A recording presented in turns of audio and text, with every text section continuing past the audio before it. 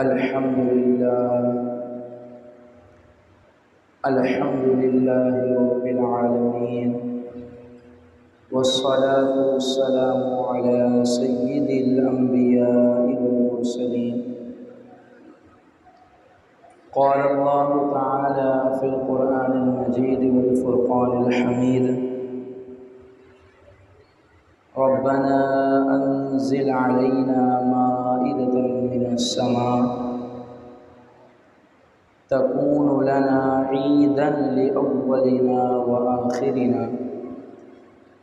صدق الله مولانا العظيم. مولاي صل وسلم دائما أبدا على حبيبك خير الخلق كلهم. جاءت لدعوته الأشجار ساجدة تمشي إليه على ساق بلا قدم.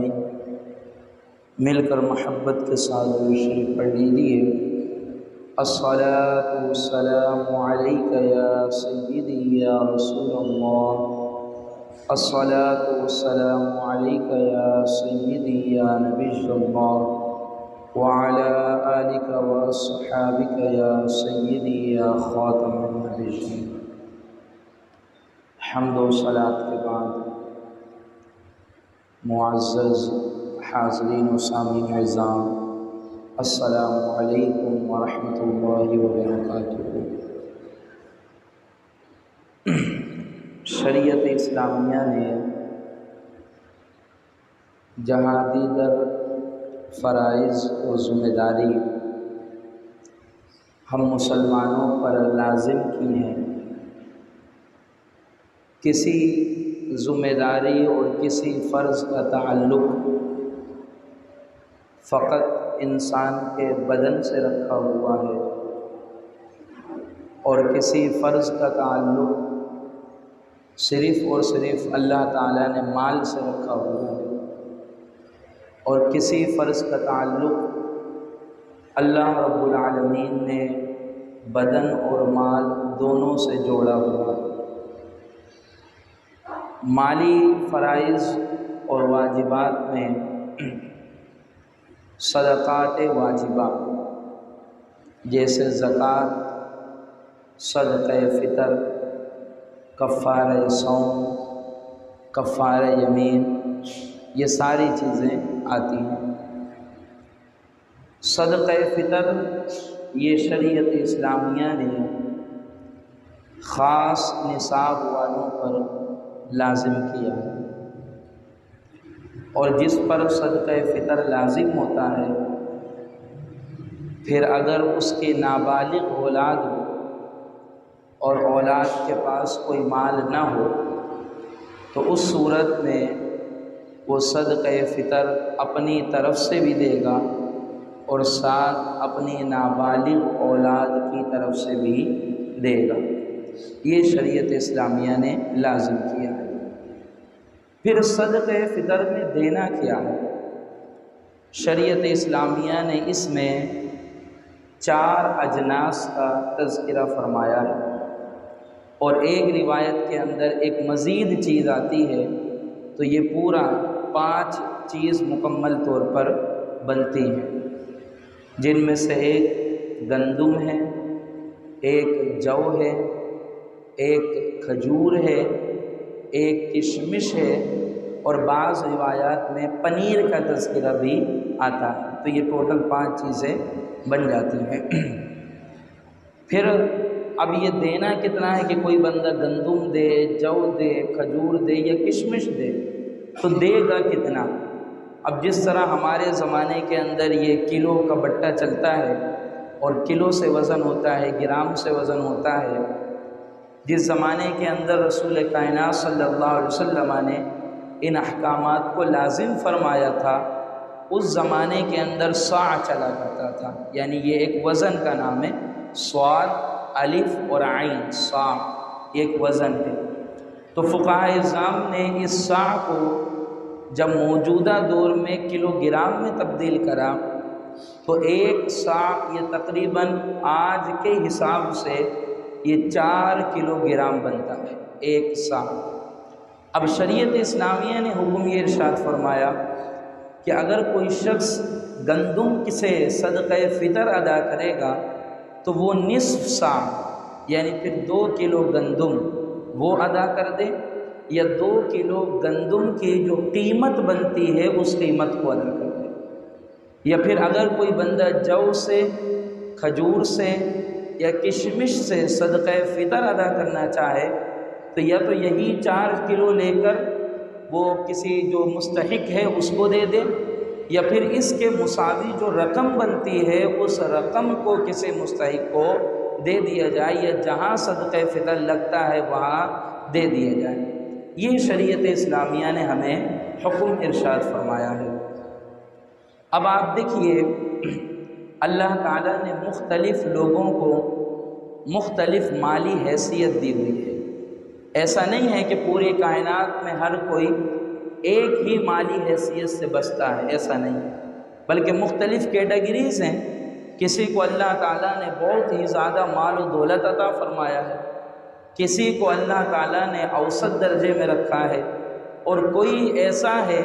کہ جس کو اللہ تعالیٰ نے ایک دم نیچے طبقے میں رکھا ہے کہ جو مستحق زکوٰۃ ہوتا ہے، کہ جس کو انسان زکوٰۃ یا فطرہ دے کر اپنی ذمہ داری ادا کرتا ہے۔ اب یہ جو مختلف طبقات ہیں، یہ مختلف طبقات یہ اللہ تعالیٰ نے انسان کے اختیار اور انسان کے بس میں نہیں دیا۔ اس کے متعلق خود اللہ تعالیٰ نے قرآن مجید فرقان حمید میں ارشاد فرمایا ہے کہ اللہ یبسط الرزق لمن یشاء ویقدر،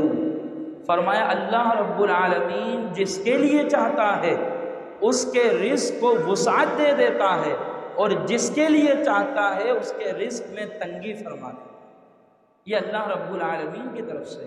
اور ایک آیت مقدسہ کے اندر اللہ رب العالمین فرماتا ہے کہ اہم یقسمون رحمت ربک،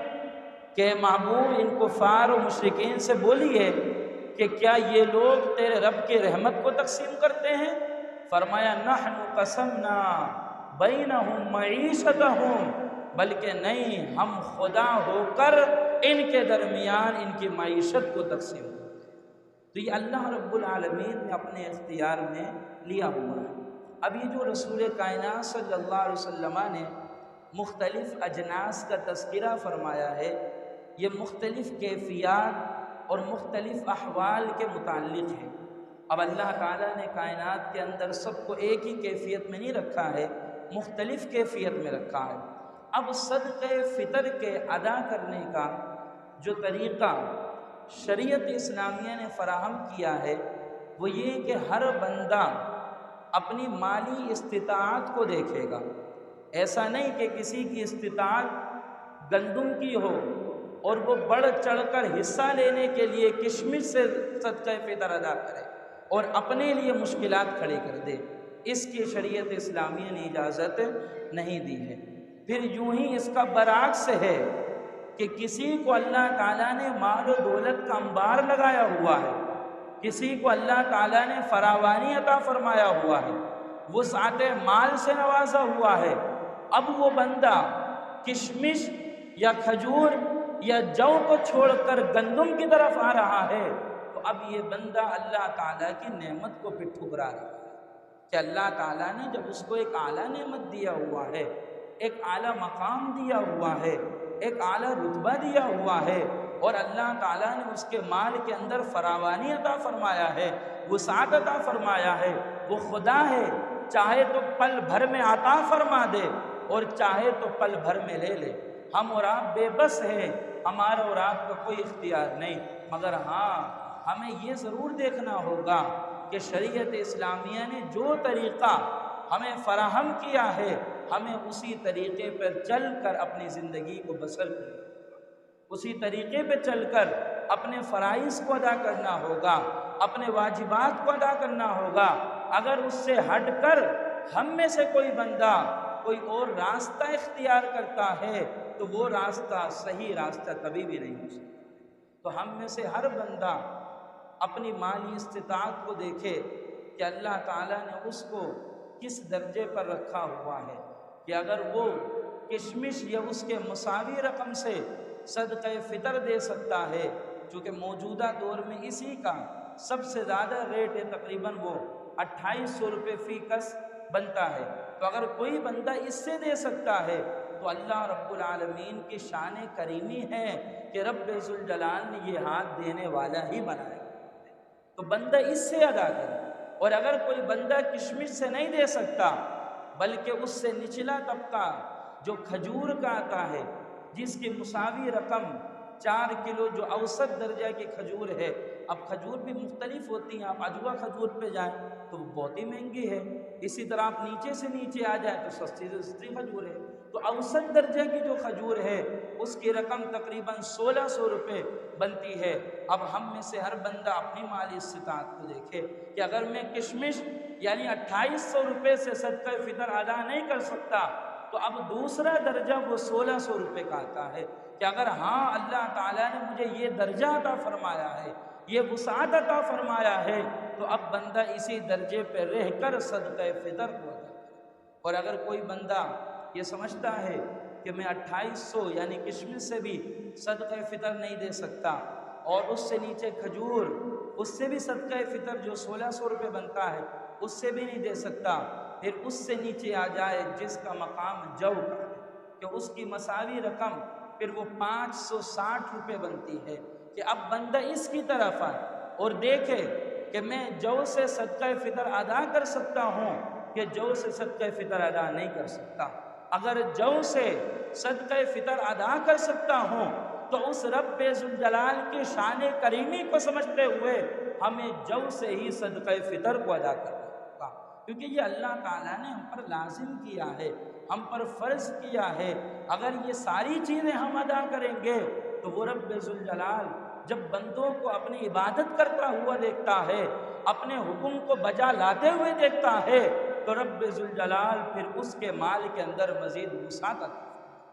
اور پھر بندہ دیکھے کہ اگر میں جو سے یعنی 560 روپے جو اس وقت فی کس بنتا ہے اس سے بھی صدقہ فطر ادا نہیں کر سکتا، تو اب اس کا آخری درجہ اب وہ گندم کا درجہ آتا ہے، اور وہ گندم کے حوالے سے جو موجودہ دور میں جو فی کس رقم بنتی ہے وہ 170 روپیہ بنتی ہے۔ اب یہ سب سے نچلا طبقہ ہے کہ اگر کوئی بندہ ان تینوں طبقوں پر صدقہ فطر نہ دے سکتا ہو تو اب اس آخری طبقے پر یعنی 170 روپے اب اسے صدقہ فطر ضرور بھی ضرور ادا کرنا ہوگا۔ تو یہ جو 170 روپیہ جو گندم کا مقام ہے، شریعت اسلامیہ نے اس کو چوتھے درجے پر رکھا ہوا ہے کہ جب بندہ اوپر سے دیکھتا ہوا آئے، اگر سب سے اوپر والا ادا نہ کر سکے تو دوسرے درجے پر ادا کرے، دوسرے درجے والا ادا نہ کر سکے تو تیسرے درجے کا ادا کرے، اب تیسرے درجے کا بھی نہ ادا کر سکے تو اب آخری درجہ بچا ہے کہ اس درجے پر جس پر لازم ہے، جس پر فرض ہے، جس پر واجب ہے تو اس کو ضرور بھی ضرور اسی رقم سے ادا کرنا ہوگا۔ مگر ہمارا معاشرہ اس کے برعکس چلتا ہے کہ ہم اور آپ بس سوال بھی اتنا کرتے ہیں اور بتانے والا صرف بتا بھی اتنا ہی دیتا ہے کہ بھئی وہ صدقہ فطر کی رقم 170 روپے چل رہی ہے۔ نہیں، یہ شریعت کا مطلوب نہیں ہے،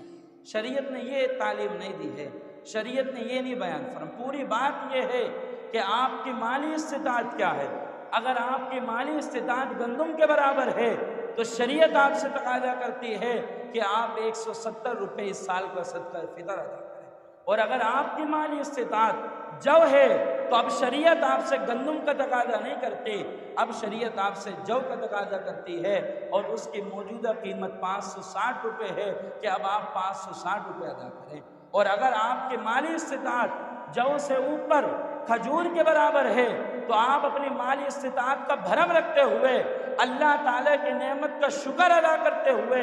اب آپ گندم کی طرف یا جو کی طرف نہیں جائیں گے بلکہ آپ کھجور کے مساوی رقم ادا کریں گے۔ اور اگر آپ کی مالی استطاعت اوپر کی جانب جا کر کشمش کے برابر ہے کہ اللہ تعالیٰ نے آپ کو اتنی مالی وسعت فراہم کیا ہوا ہے، اتنا مال ادا کیا ہوا ہے کہ آپ اگر اپنا اور اپنے اہل و عیال کا صدقہ فطر کھجور سے ادا کر دیں گے تو آپ کے لیے کوئی مشکلات نہیں ہوگی، کوئی مشکل نہیں ہوگی۔ تو اب شریعت آپ سے تقاضا کرتی ہے کہ اب آپ نہ جو پر جائیں گے، نہ گندم پر جائیں گے، نہ کھجور پر جائیں گے، بلکہ آپ کشمش کے برابر صدقہ فطر ادا کریں گے۔ تو یہ ترتیب شریعت اسلامیہ نے ہمیں فراہم کی ہوئی ہے۔ اگر ہم اس ترتیب کو ایک طرف کر کے فقط ایک ہی بات لے کر چلتے رہیں گے تو یہ شریعت اسلامیہ کی صحیح تعلیم نہیں ہے، یہ شریعت اسلامیہ کا صحیح مزاج نہیں ہے۔ اللہ اور اس کے رسول صلی اللہ علیہ وسلم نے جو ترتیب فراہم کی ہے وہ ترتیب آپ کے سامنے رکھ دی گئی ہے۔ اب مجھ سمیت ہم میں سے ہر بندہ اپنی مالی استطاعت کو دیکھ لے کہ اللہ تعالیٰ نے مجھے کس درجے میں رکھا ہوا ہے، پھر اسی درجے کے مطابق صدقہ فطر ادا کرے۔ رب ذوالجلال جو بندہ فرض ادا کرتا ہے، نفل ادا کرتا ہے، وہ یہ یقین کامل رکھے کہ اللہ رب العالمین ضرور بھی ضرور قبول فرماتا ہے، وہ رب ذوالجلال قبول بھی فرماتا ہے۔